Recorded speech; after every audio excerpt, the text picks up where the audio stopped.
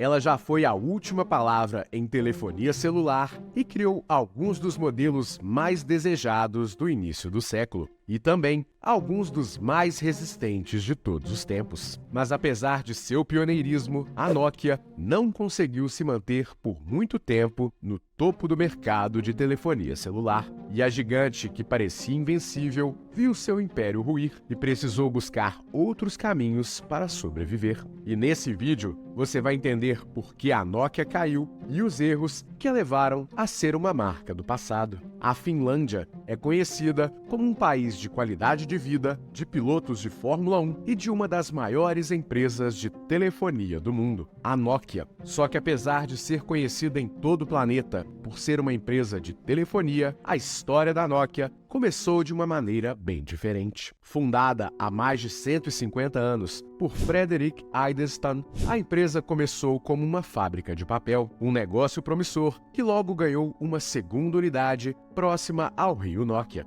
Alguns anos depois, Frederick se associou a um homem chamado Leo McKellen, que tinha visões maiores do que administrar apenas uma fábrica de papel. Ele convenceu Frederick a abrir o capital da Nokia, e depois que Frederick se aposentou, McKellen usou o mesmo rio para começar a gerar eletricidade em um novo empreendimento para a empresa. Ao mesmo tempo, um homem chamado Edward Pollan fundou a Finnish Rubber Works, que produzia produtos de borracha como botas e pneus. Após a Primeira Guerra Mundial, a Nokia AB de McKellen estava fracassando e foi comprada pela Finnish Rubber Works, permitindo que a empresa continuasse gerando eletricidade e produtos de papel. Uma terceira empresa também estava destinada a se juntar à família, que comporia a Nokia em 1912, a Finnish Cable Works, que foi fundada e depois adquirida pela Finnish Rubber Works 20 anos depois. E o momento do acordo não poderia ter sido melhor. Após a devastação da Segunda Guerra Mundial,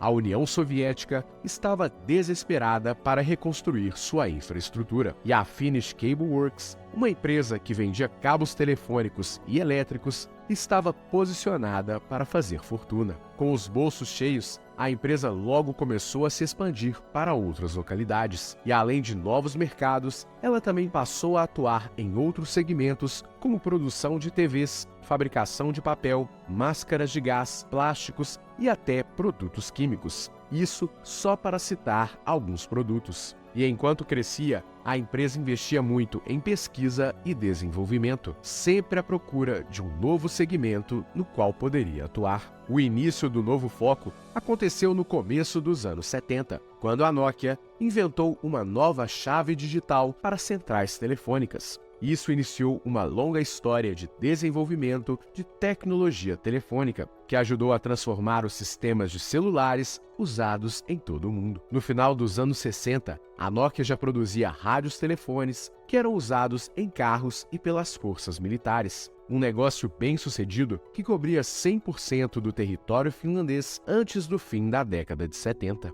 Em 1979, a diversificada Nokia tomou medidas para se alinhar com uma fabricante de televisores, chamada Salora, a fim de desenvolver uma nova rede de telefonia móvel para a região nórdica. Surgia assim a primeira rede celular do mundo, a partir de uma atualização do sistema de rádio anterior usado na época, conhecido como Sistema 1G, a primeira geração celular que usava sinal analógico. No início dos anos 80, a Nokia lançou seu primeiro telefone para carro, o Mobira Senator. Era eficaz, mas incrivelmente volumoso, com cada unidade pesando incríveis 10 quilos. Pouco tempo depois, o Mobira Talkman, com metade do peso da primeira versão, mas ainda muito volumoso e apenas acessível dentro de um carro. O primeiro telefone celular verdadeiramente portátil foi o Mobira Cityman, pesando apenas 800 gramas,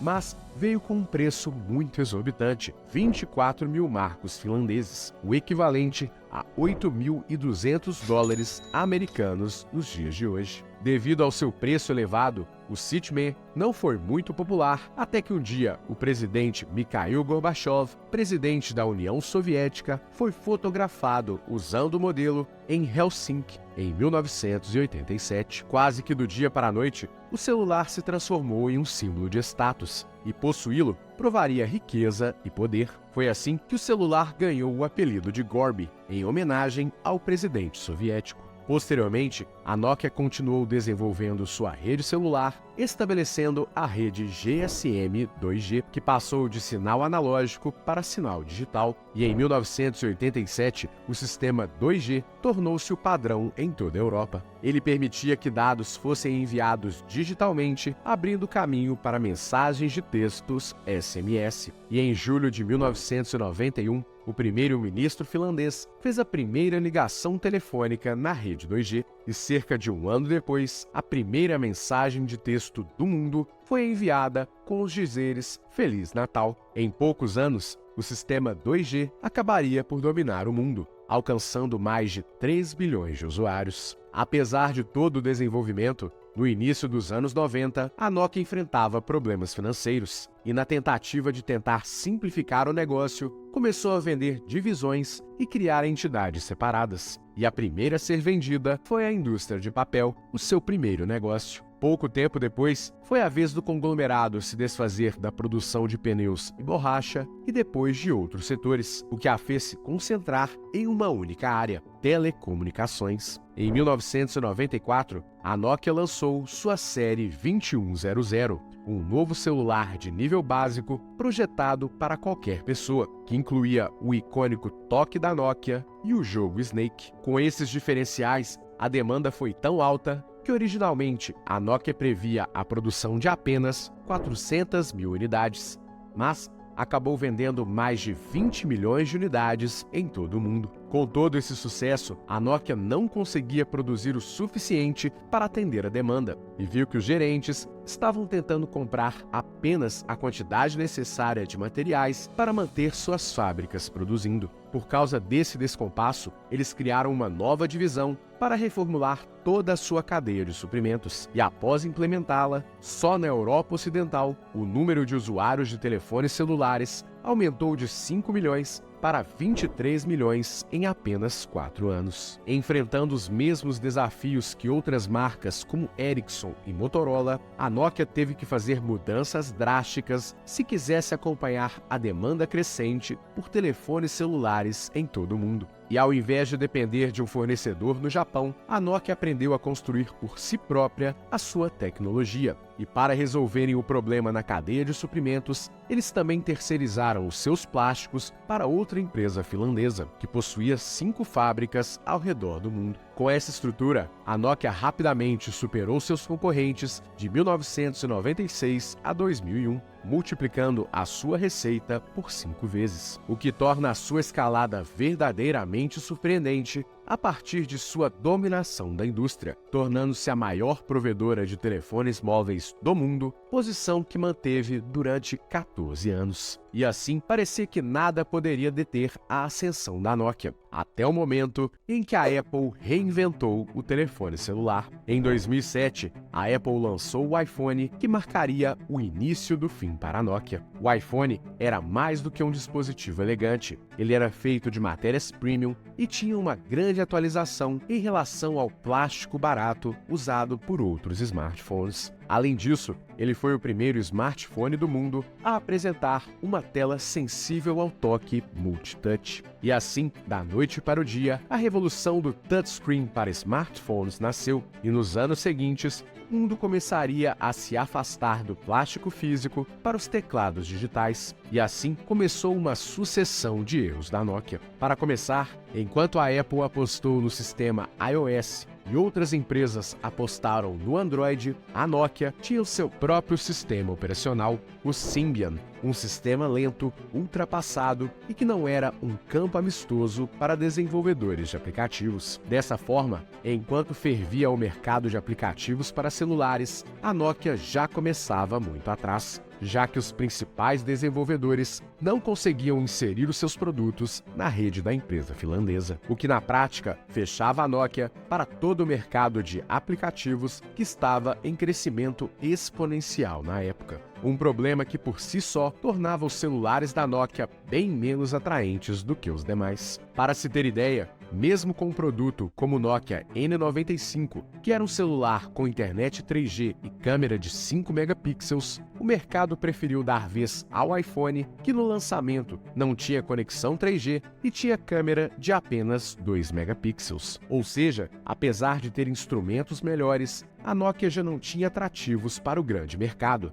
que preferia um celular menos tecnológico, mas com acesso aos mais diversos aplicativos. E além da vitória por força dos aplicativos, a tela sensível ao toque da Apple trazia uma experiência muito superior aos usuários. E mesmo anos depois, a Nokia não conseguiu oferecer uma resposta à altura que garantisse pelo menos uma experiência semelhante. Ou seja, também não eram em todos os quesitos instrumentais que a Nokia ganhava. E nos anos seguintes, ao invés de aceitar a ineficiência de seu próprio sistema operacional, a Nokia investiu 40 bilhões de dólares para desenvolver celulares com ferramentas cada vez mais elaboradas, como câmera fotográfica de altíssima qualidade. O problema é que, apesar de melhor em alguns pontos, a Nokia continuou fechada ao mundo dos aplicativos, que por sua vez achavam caro ou pouco interessante participar do mercado dentro dos celulares da Nokia, que despencavam em vendas. E como se não bastasse a sucessão de erros, em 2011 a Nokia se aliou à Microsoft para produzirem juntas um novo celular capaz de peitar Apple e Samsung, o que inicialmente parecia um casamento perfeito entre a gigante da telefonia e a gigante da computação. O problema é que o aparelho também usava um sistema próprio, o Windows Phone, que se revelou complexo demais para pouco resultado, e assim como o Symbian, também era pouco receptivo para a maioria dos aplicativos do mercado, seja por sua complexidade ou pelo custo de implementação dentro de sua rede. Por causa disso, a plataforma recebeu apenas cerca de 17% dos aplicativos disponíveis nas redes iOS e Android, o que deixava os seus usuários com apenas uma parte do que havia de disponível na internet. E para completar, algumas empresas que tinham tentado desenvolver os seus próprios sistemas posteriormente migraram para o Android, mas ainda assim a Nokia bateu o pé e continuou apostando em seu próprio sistema, algo que afastava clientes com uma velocidade recorde. Acumulando prejuízos de forma recorrente, a Nokia foi colocada contra a parede pela concorrência e teve que tomar uma decisão para conseguir manter o restante dos negócios: abrir mão do mercado de aparelhos celulares. Foi assim que, em 2014, a empresa decidiu vender suas operações como fabricante de celulares para a Microsoft, que pouco tempo depois também desistiu do negócio. Para se ter ideia, além do prejuízo acumulado, a participação de mercado global da Nokia despencaria para menos de 5% na ocasião da venda, em um número que caía forte dia após dia. E desde a estreia do iPhone, as ações da Nokia já haviam caído mais de 90%. Sem saída, a Nokia se retirou completamente do mercado de aparelhos celulares e focou apenas em tecnologia para telecomunicações em geral e no investimento em startups de tecnologia, o que ela faz até hoje. Em 2018,